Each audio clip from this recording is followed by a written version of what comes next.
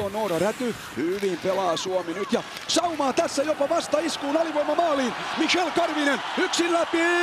Kukkuu! 2-0 alivoimalla ja nyt on käkikello Maasillassa jo tässä vaiheessa. Hieno ratkaisu. Rauhallisesti, upeasti laidan kautta biljardisyöttö. Ja Florent Schelling on yllätetty toisen kerran.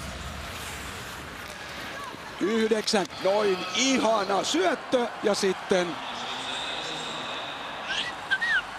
siellä se lepää. Michel Karvinen tekee 60. maaottelumaalinsa. Michel Karvinen, joka syötti Suomen ainoa maalin.